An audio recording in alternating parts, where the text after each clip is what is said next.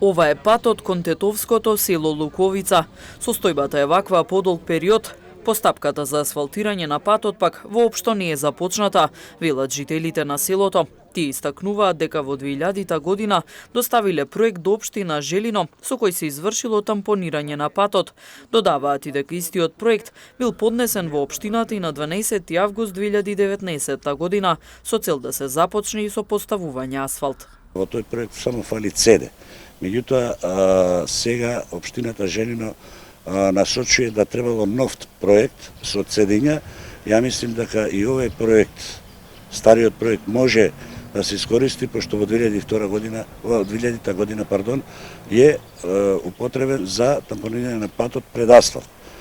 Меѓутоа, од тогаш намо патот останува ист, иначе околу 20 години тачно, нема ништо поправено од општината Желино. Обеќано ни беше дека ќе прави нов проект со нивни финанси, меѓутоа ни откажаја.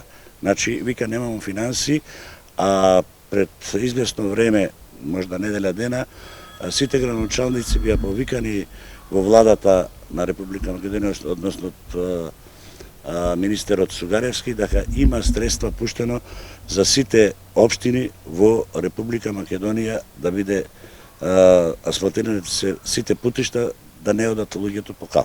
Од општината велат дека во 2018 година доставили известување до владата за патот во Луковица, но дека не добиле одговор. Од општината како соопштение ни го испратија следново.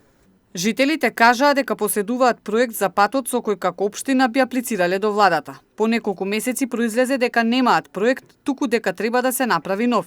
Ние како општина баравме проектант понуда, тоа што го добивме беше околу 6.500 евра.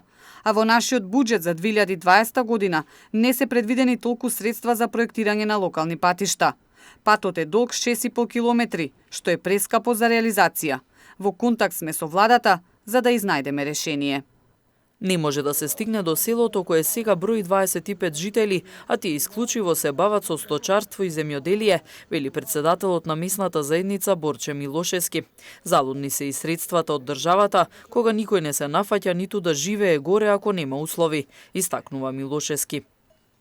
Не може горе да се опстане ако немаш комуникација со градот.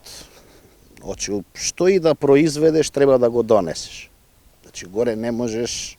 Така да и самите се боримо и за производство и за пласман, ова дополнително ни га отежнува работата. Не само мене, значи општо и на другите горе луѓе што сака да се врати или што работи, не може да опстане. Жителите велат дека постојано се обраќале до релевантните институции, но досега ништо не е реализирано. Тоа што се одсечени заради немањето асфалтиран пат, потенцираат дека е штетно и за нивната работа, а и за опстанокот воопшто.